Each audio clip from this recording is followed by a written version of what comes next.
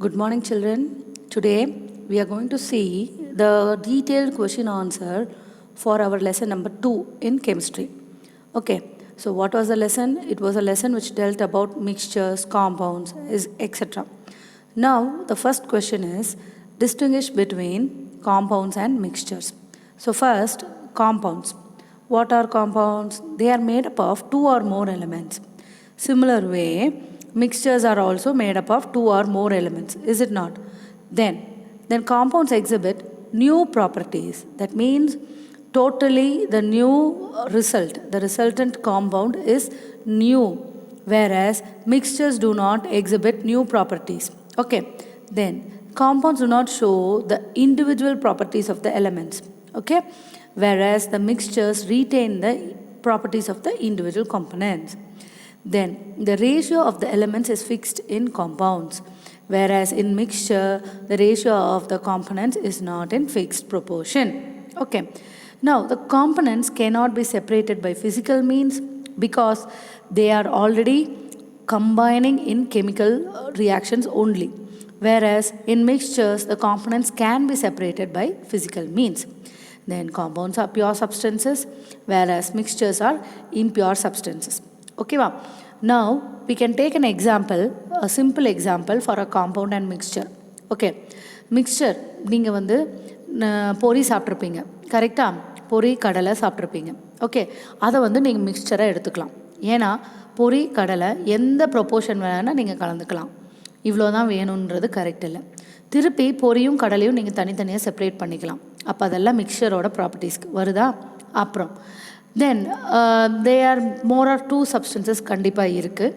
கண்டிப்பாக மிக்சர் வந்து ரீட்டைன் பண்ணுது, ஒவ்வொரு ப்ராப்பர்ட்டி இண்டிவிஜுவல் எலிமெண்ட்டோட ப்ராப்பர்ட்டியை ரீட்டைன் பண்ணியிருக்கு. இருக்கா இல்லையா? பொரியோட டேஸ்ட்டு பொரியாகவே தான் இருக்குது, கடலையோட டேஸ்ட்டு கடலையாகவே தான் இருக்குது. ஆனால் காம்பவுண்டுக்கு ஒரு சிம்பிள் எக்ஸாம்பிள், சாம்பார் எடுத்துக்கோங்க. அம்மா செய்கிற சாம்பார், அதாவது பருப்பு எடுத்திருப்பாங்க, காய் எடுத்திருப்பாங்க, சாம்பார் பொடி எடுத்திருப்பாங்க, உப்பு, மிளகாத்தூள் இதெல்லாம் போட்டு காம்பவுண்டு செய்வாங்க. அதாவது சாம்பார் செய்கிறாங்க. சாம்பார் செஞ்சு முடித்ததுக்கப்புறம் உங்களால் பருப்பு எது, காய் எது, காய் கூட தனியாக எடுக்கலாம். பருப்பில் மிளகாப்பொடி எது, உப்பு எது, சாம்பார் பொடி எதுன்னு உங்களால் பிரித்து எடுக்க முடியுமா? முடியாது. ஸோ அது எக்ஸாம்பிள் ஃபார் காம்பவுண்ட். இதை நல்லா தெளிவாக புரிஞ்சு வச்சுக்கோங்க. ஏன்னா when you go to the higher standards you will be learning more about compounds and mixtures. இது பேசிக்ஸ், இது நல்லா ஞாபகம் வச்சுக்கணும். மிக்சரு நீங்கள் சாதாரண மிக்சர்னே ஞாபகம் வச்சுக்கலாம். நம்ம கடையில் கிடைக்கிற கார பூந்தி இருக்கு இல்லையா, அந்த கார பூந்தியில் என்ன இருக்கும்? கார பூந்தியும் இருக்கும், கடலை இருக்கும், அவல் மிக்சர் இருக்கும், எல்லாமே சேர்ந்து தான் மிக்சர். அதே மாதிரி காம்பவுண்டுனா உங்கள் வீட்டில் நீங்கள் அம்மா செய்கிற சாம்பாரை ஞாபகம் வச்சுக்கோங்க. ஸோ காம்பவுண்டு கண்டிப்பாக தனித்தனியாக பிரிக்க முடியாது, மிக்சர் தனித்தனியாக பிரிக்க முடியும். இங்கே காம்பவுண்டுக்கு ஃபிக்ஸட் ப்ரொப்போர்ஷனில் தான் இருக்கணும். உப்புனா இவ்வளோ தான் இருக்கணும், உப்பு தான் சாம்பாருக்கு தான் செய்கிறோன்னு சொல்லிக்கிட்டு அம்மா 1 கிலோ உப்பையும் ஒரே சாம்பாரில் போட முடியாது. ஸோ ஃபிக்ஸட் ப்ரொப்போர்ஷன் காம்பவுண்டில் மெயின்டைன் பண்ணி ஆகணும், மிக்சரில் ஃபிக்ஸட் ப்ரொப்போர்ஷன் தேவை கிடையாது. ஓகேவா? அதே மாதிரி காம்பவுண்ட்ஸ் வந்துட்டு cannot be separated, whereas mixture வந்து செப்பரேட் பண்ண முடியும். அப்போ காம்பவுண்ட் வந்து இண்டிவிஜுவல் ப்ராப்பர்ட்டிஸை ரீட்டைன் பண்ணாது, மிக்சர் வந்து இண்டிவிஜுவல் ப்ராப்பர்ட்டிஸை ரீட்டைன் பண்ணும். இந்த 4 மெயின் டிஃப்ரென்சஸ் உங்களுக்கு தெரிஞ்சிருக்கணும். அதுக்கு முன்னாடி காம்பவுண்ட்னா என்ன, மிக்சர்னா என்ன நீங்களே மைண்டில் செட் பண்ணி வச்சுக்கணும், கன்ஃபியூஸ் ஆகக்கூடாது.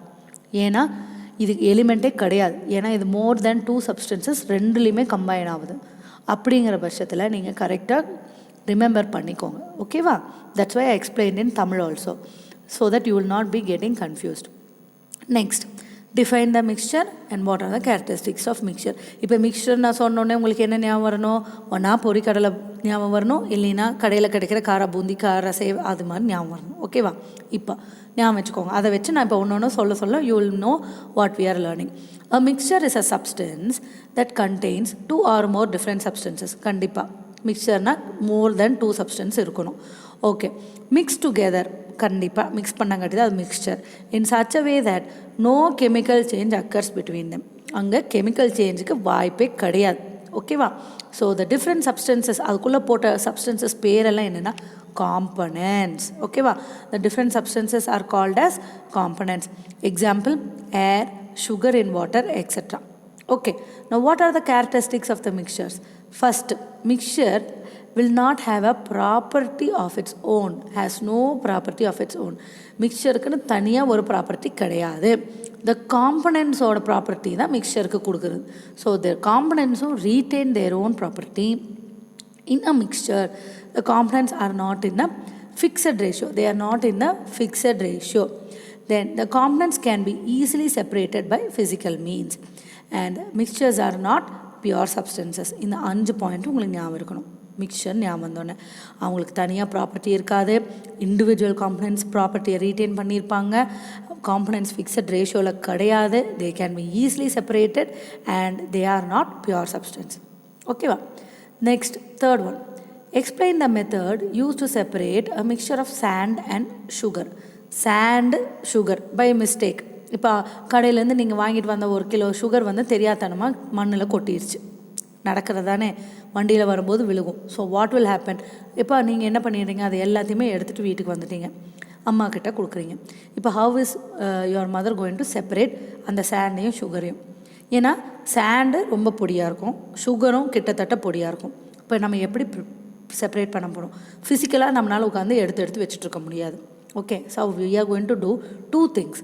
ஒன்று வந்து அந்த மிக்சரில் முதல்ல வந்து தண்ணியை ஊற்றுறோம். என்ன பண்ணுறோம்?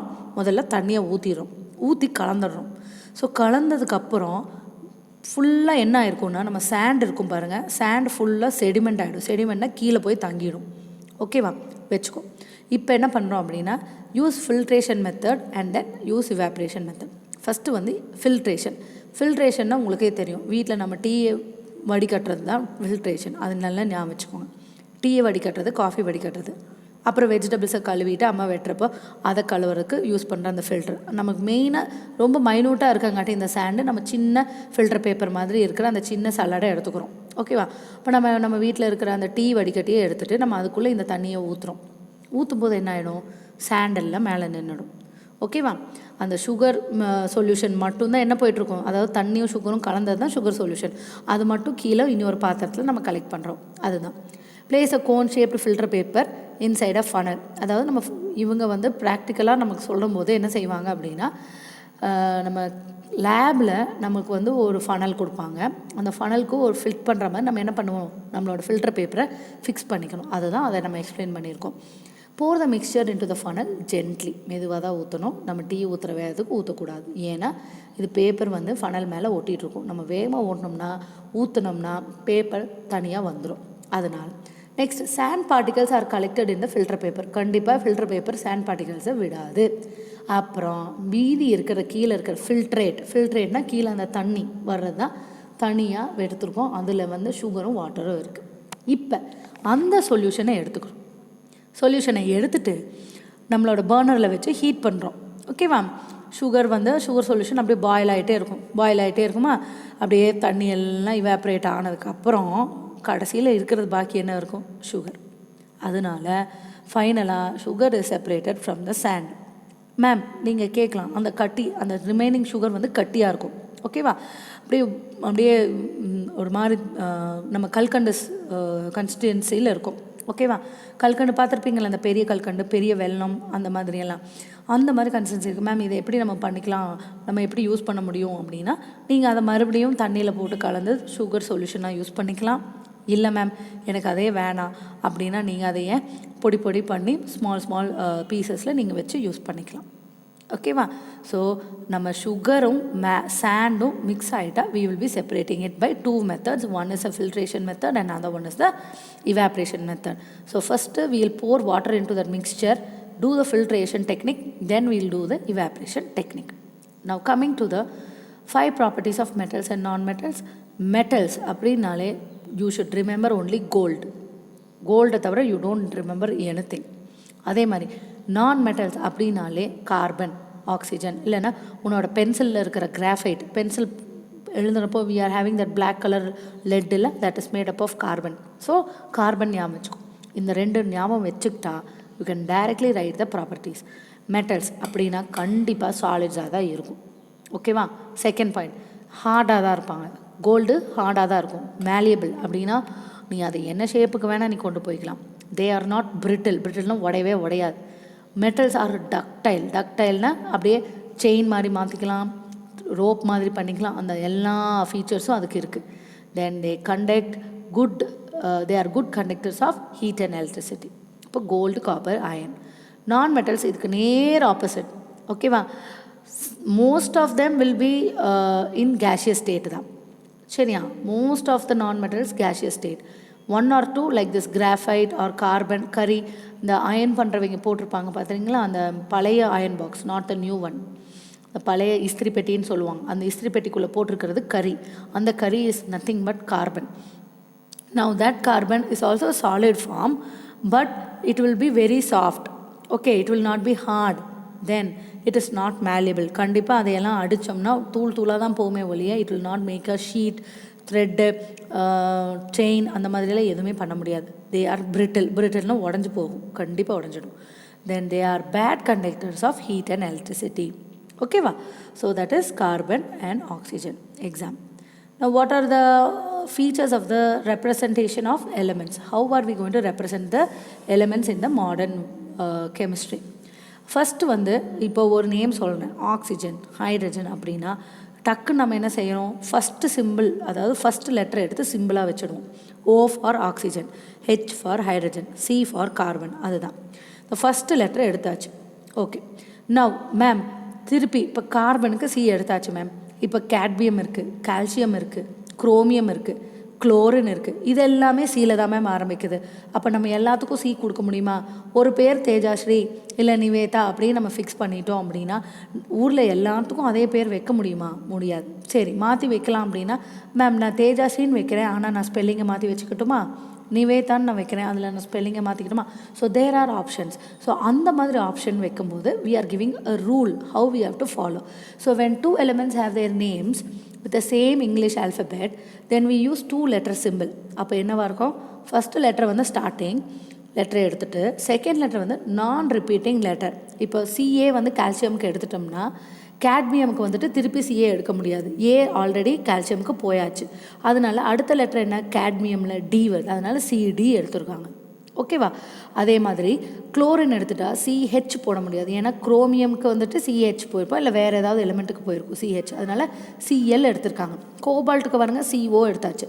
So we will be giving a 2 letter symbol such that the first letter is taken from the element and the next letter is the non-repeating letter. Okay. அப்புறம் the third point is we are taking the symbols from the Latin names. Latin names வந்துட்டு இப்போ பொட்டாசியத்தோட Latin name வந்து gallium, so அதுலேருந்து K எடுத்தாச்சு. அதே மாதிரி கோல்டோட Latin name ஆரம், so we have taken AU.